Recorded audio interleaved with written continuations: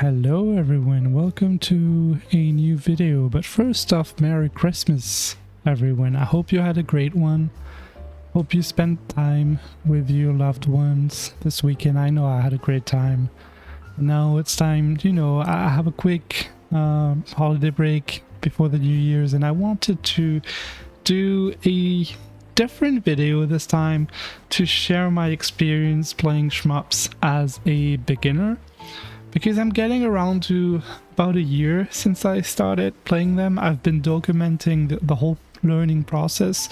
So I have a few thoughts to share that I thought would be interesting. So I won't be showing footage, unfortunately, because I don't have those fancy editing skills that other YouTubers might have. But I'll be sharing my own thoughts and games. Because getting into these games can seem daunting. They're difficult. They require a lot of practice and effort. So if any other beginner is watching this, I hope my own experience can be of use to them, to someone at least. And to give a bit of background about me, which I haven't done much on this channel. So I'm what you'd call an older gamer compared to most shmup players, I think, even though most of the shmup community is a little older.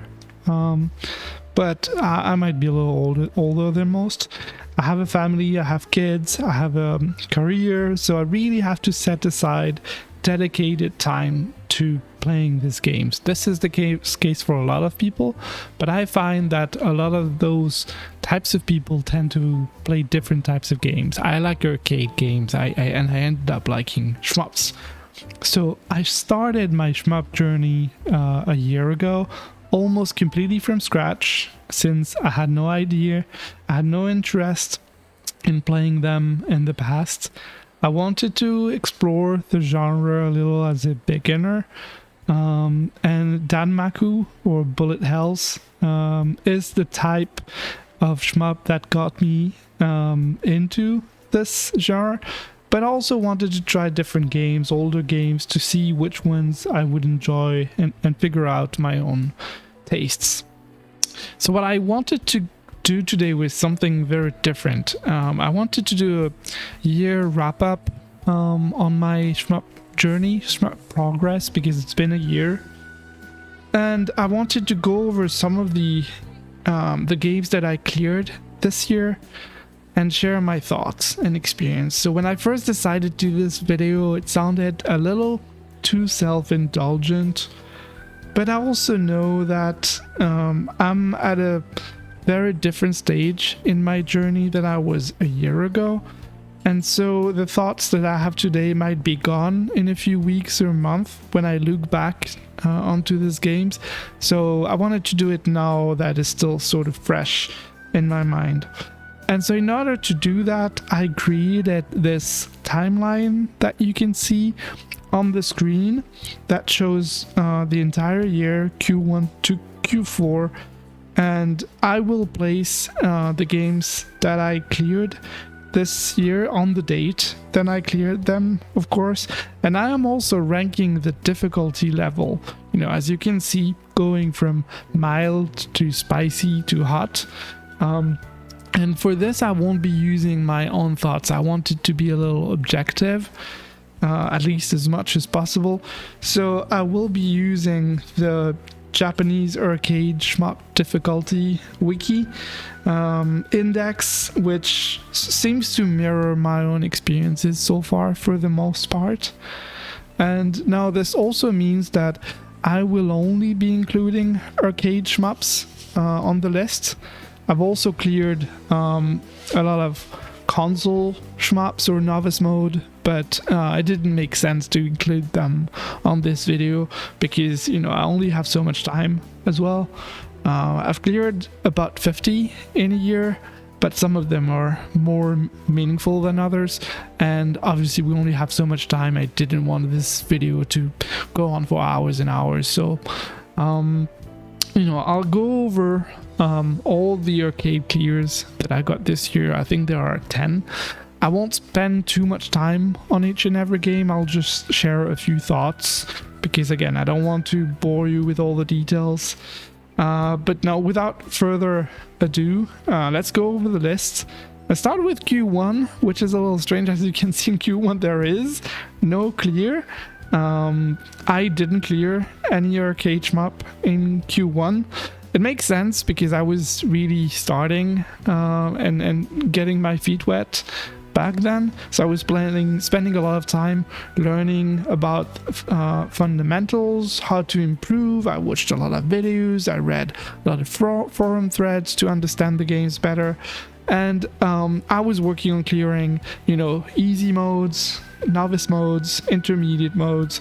So, I didn't get any clear in Q1. And actually, my first arcade clear of the year came in May.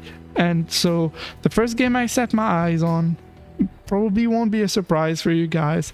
It was Crimson Clover World Explosion. I got hooked onto the novice modes initially. And then I got to the arrange modes, which are great as well. And I decided if I was only going to ever clear one arcade shmup, one difficult shmup, it would be this one. Because I loved it so much that I wanted to give it my all. My best, give it my best effort, pretty much. Now, looking back, maybe that was a mistake. Because even though, I enjoyed my time with the game, it is extremely difficult. At least it was for me. It's probably too difficult for a beginner, and it is ranked at level 22 on the Japanese shmup wiki, which is no joke. Like, it's not the most difficult shmup out there. The list goes way beyond that, but it is pretty spicy already. And I knew it would be hard, but I didn't know it would require so much practice. And by that I mean not so much in terms of time, but in terms of sheer will and determination to see it through, because the game sort of beat me over the head over and over. And I had a few times when I really wanted to give up, to be completely honest. And I'm glad that I stuck with it and made it through, but it was really tough. So I wouldn't really recommend it to beginners. I think you should probably get your feet wet with easier games. In this case, I love the game so much, I obsessed over it a bit too much. But I ended up spending about 300 hours playing the game, including all modes, so also novice and arrange, but most of that was for arcade original, which is pretty insane. And it took 3 months of practice between my latest arrange clear and my arcade original clear. So 3 months is a pretty long time to be playing a single shmup almost exclusively, because I didn't want to, slow my progress down, so I wasn't playing much else. And it's a fantastic game, perhaps even the best shmup out there, I think. But again, I would say if you're a beginner like I was, play the other modes and then move on to something easier and keep this arcade original mode for later, I would say. So after clearing Crimson Clover Arcade, I've probably, I don't think I knew it back then, but I probably felt a bit traumatized and wanted something quick and easy. So I went for some of the routes in Darius Burst, which, is ranked very low on the Japanese STG difficulty list at 5, at least for the easiest routes like ADH. Now, I was surprised because I had tried this game before, but when I went back to it after Crimson Clover, it seemed so much easier to me. Before, I was not able to clear a single route, and when I got back to it, I felt really easy. So I think it's just, practice, fundamentals, basic skills get you through a lot of the games. I think it being easy for the most part, because I didn't clear the harder routes yet, but I think that's a good thing. We need games like that. We need to we need to get people into the genre, and if all the games feel impossibly hard, then that will never happen and it will die out. So it's a cool game. It has very short run times, about 10 minutes, I think, only 3 stages, but it has branching paths, so you get a different experience every time. There's a lot of content, actually. So overall, not my favorite in the Darius series, but you will see that later. However, it is a pretty cool game. After that, I moved on to Mushihime-sama, which was my first cave clear. And it's a bullet hell game. Well, I think most people are familiar with it, but it's a completely different style compared to Crimson Clover, because it has really fast bullets.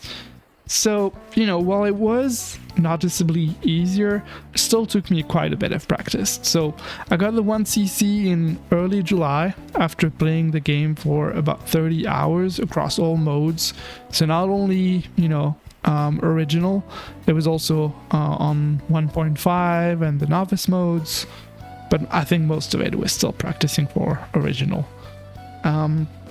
And the game is ranked at a difficulty level of 13 on the list.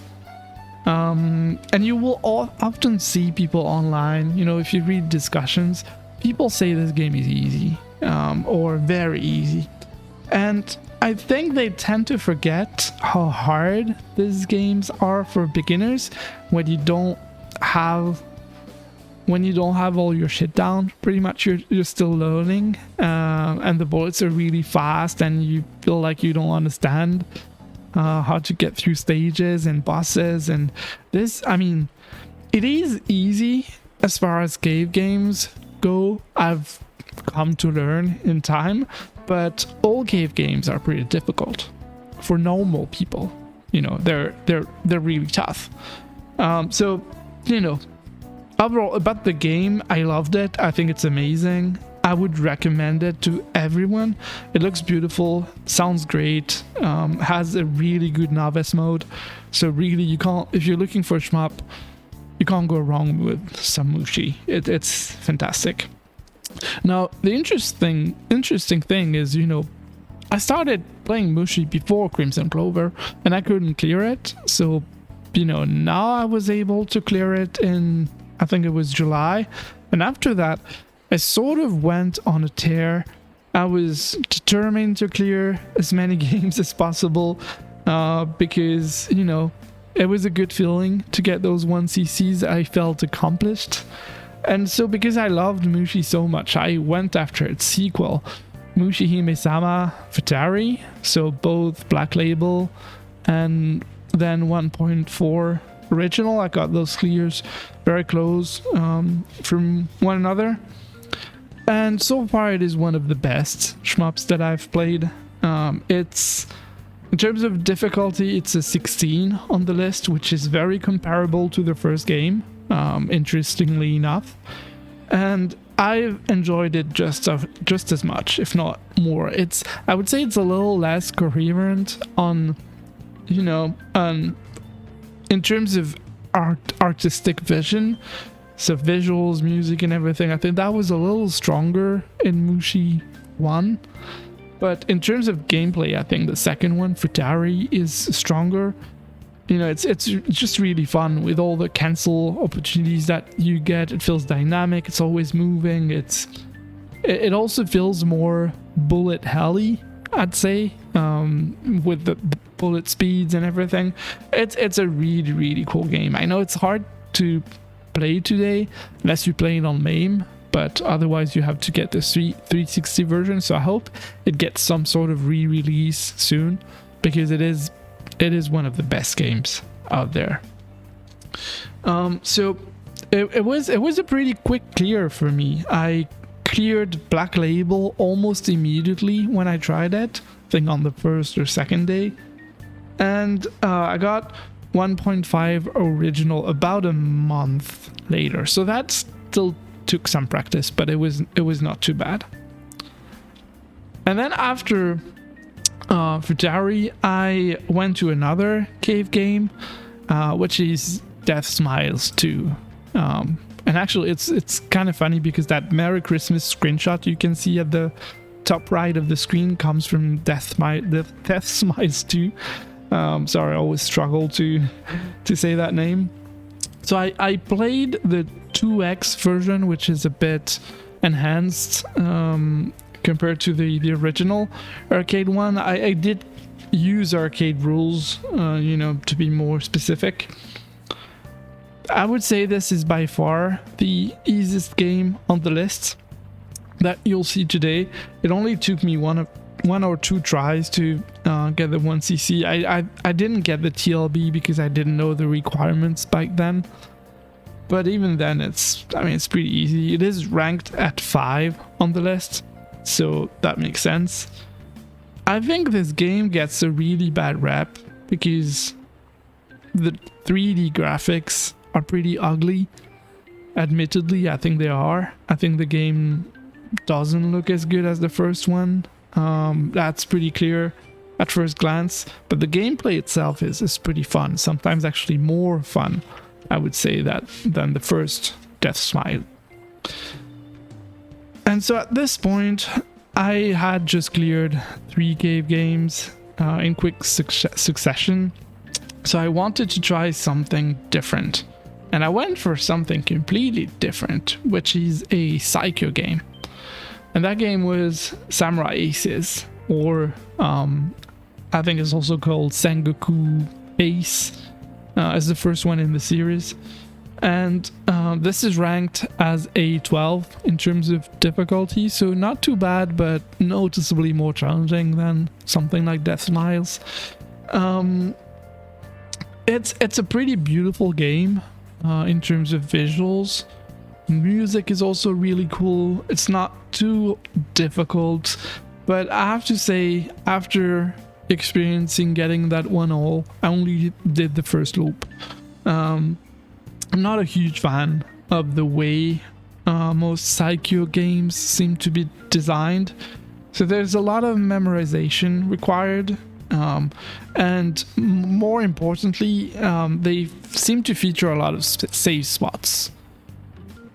And that sort of design I'm not crazy about, because it makes it so that when you start playing a section or a boss or whatever, it's, you could really struggle and it could feel almost impossible. And then you figure out watching someone else's run or just blindly experimenting that you figure out that there's actually a save spot that completely trivializes that section. That's happened to me in a couple of places on this game. And then you make it through, once you know that the game's done, like, you just, every time you make it through, because you just use that save spot. And I feel like so much of the level design and game design is wasted because you just kill it that way. So it's not something I'm crazy about. Gunbirds seem to be a little similar, although I haven't cleared that yet. But I think Psycho games, I think they're really cool. I love the way they look. They have a lot of personality. But in terms of gameplay, I think they're probably not for me. I'd say it's still a good game, but I wouldn't rank it among my favorites this year. After that, I played some Darius Gaiden, so I went back to the Darius series and played that for a couple of days. Maybe I got a really quick clear on the easiest route, and it's extremely easy. It's ranked at 7 on the Japanese list, and that seems fair. If you use all the fire, you'll clear in maybe a couple of tries.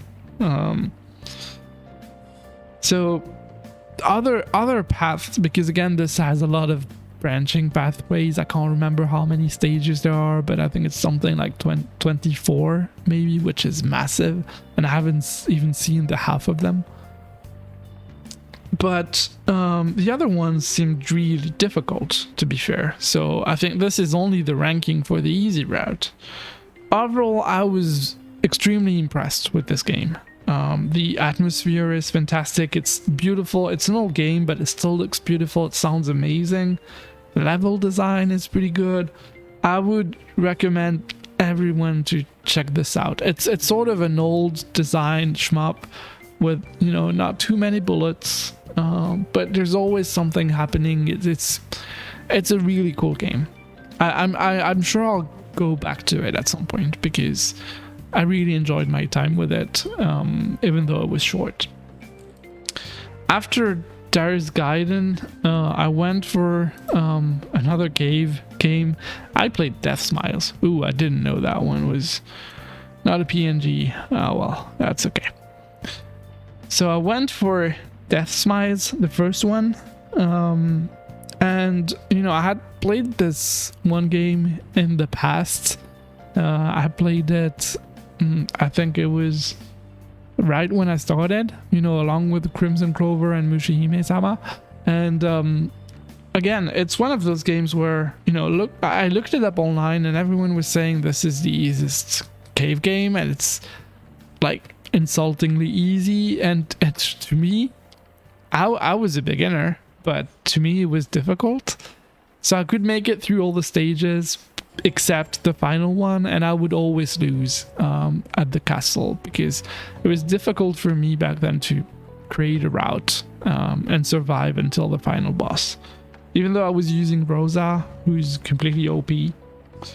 And so when I tried the game again in late summer, I think it was, or maybe in September, and then it did feel a lot easier, and then I could see what people were saying.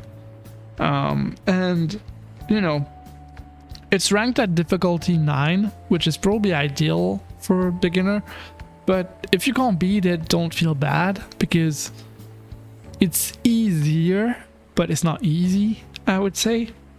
And you know, so far I think this might be my favorite horizontal shmup, along with Darius Gaiden maybe, but I think I like Death Smiles a little more because it has more bullet hell elements.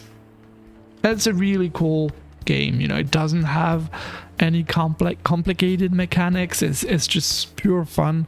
So again, this is another one I would really recommend if you haven't played it.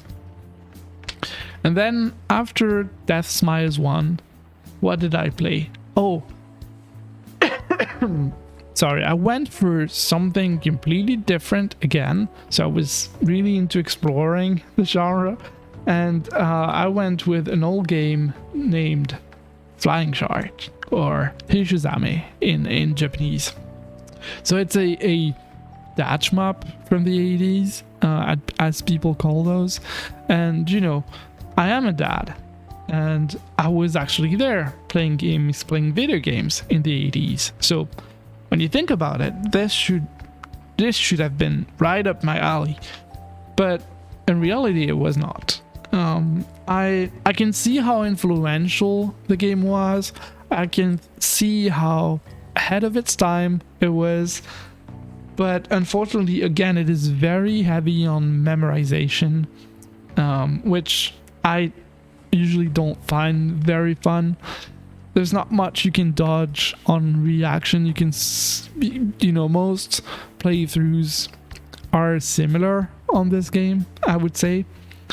So I did stick with it until I got the clear, because I'm sort of obsessive like that, and determined and stubborn, probably is a better way to put it. But it was not a great experience for me. Thankfully, it's a 16 in terms of difficulty, which is, you know, for a beginner, challenging, but not too hard. And I'd say it still took me about 18 hours, including practice, to clear. And again, I don't think it's a bad game, but I know I will never play it again, pretty much. And finally, for my last clear of the year, I actually went back to the game that started it all for me. I went back to Crimson Clover to try and clear Arcade Boost mode. And, you know, I took a break from Crimson Clover for five months, as you can see on the screen. I took a break for 5 months after my arcade clear. And I think this actually worked out in my favor, because this helped me avoid burnout. I had played this game a lot previously. And I also came in with fresher eyes and no leftover muscle memory from the arcade original mode, because you can really get really get screwed by some of the patterns that you remember from arcade original that are completely different in boost mode. So it's very careful. You have to be very careful. It feels like a different game completely. And you know, managing rank was also a completely different experience. It was my first game with a very heavy rank aspects. Think of games like Battle Gorega, for instance. It was really confusing at first, but then it, you know, ended up making it more interesting because every run feels different. And I'm not going to lie, it is only ranked at 18 on the Japanese wiki list, but I think it should probably be higher than that, at least in my experience. It took me about a month of hardcore practice. So, you know, 50 more hours on top of the 300 that I had already played previously. So, you know, that's a lot. And it's a pretty challenging game. It's pretty awesome. So if you're interested in it, I would say go for it. But again, both arcade modes on Crimson Clover, I feel like they're meant to be played later on, you know. There's a big gap between arrange and arcade. So if you're going for it, don't be discouraged, but also, you know, realize that this might take a while and it's okay. It's normal. These games, they're not meant to be cleared quickly. One thing I learned throughout my 1 year journey with shmups so far, and I still have a lot to learn. I think I learned more about how to approach shmups for improvement. I learned different techniques, like streaming, for instance, bullet herding, all that jazz. You know, there's so much jargon or you know, lingua in the shmup community that you sort of have to sift through and learn. And I think to some people that might be off-putting. To me, it was interesting because my personality is I love learning new things and I get obsessive whenever I have a new hobby. So I really get into things. So to me, that was really fun, learning about most things. And I think more importantly, I learned which type of shmup I enjoy the most. And in my case, it is definitely vertical bullet hells or, you know, danmaku. I think it's important to figure out your own taste, because otherwise going after a clear for a game that you're not enjoying can be a miserable experience. And I speak from experience. You know, actually, even for games that you really like, playing so intensely can make you actively dislike them because of misplaced feelings of, you know, despair and frustrations. And I know at some point I remember feeling something similar to that with Crimson Clover. Even though I love the game, you know, it's important to keep it fun, keep it healthy. If you haven't tried to go for a clear of some of those really hard arcade games, then you might not get it. It might sound a little crazy to sort of get emotional over a game, but it takes so much effort, and these games, they just crush you over and over again, that it really messes with your mental state. So that is something that I learned, and something, you know, if I have any advice for people starting out, wherever you are in your shmup journey, and you know, everyone progresses at their own pace, it would be to try and keep it healthy. Being it for the long run really is important. So, which games did I enjoy the most this year? I would say probably Crimson Clover. That's not a surprise. Mushihime-sama and Mushihime Futari, I think, are the best and probably the best shmups I've played so far. There are so many I have not played yet and that I look forward to discovering next year. When I started Crimson Clover and I got my first novice clear, I went crazy over shmups. I bought literally everything I could get my hands on, and it was really pricey. But I'm glad I got some of these games because I look forward to playing them, and I'm sure it will be really fun next year. There's actually a game that I wanted to mention today that I couldn't add on the timeline because I haven't cleared it, and that game is Esbraid, another cave game again. So I've played it for about 20 hours across the year, and I have not been able to do well in that game. I love it. I love the music. I love the atmosphere, the graphics, everything. I have this big ass Esbraid poster in my gaming room, and I wish I could do better at this game. There's something about the hitbox placement and the difficulty being really backloaded. It's all after stage 4 really. Stage 4 boss is pretty hard, but then stage 5 and the final boss is most of the difficulty, and I think that sort of messes me up. So I'll practice more next year, and clearing Esbraid will be one of my goals for 2023, along with I'll say another one, along with Dodonpachi. That's another one I'd like to clear, and I think should be doable. But again, if I don't make it, I won't stress out over it anymore. One thing I'd like to stress is make sure to enjoy the journey.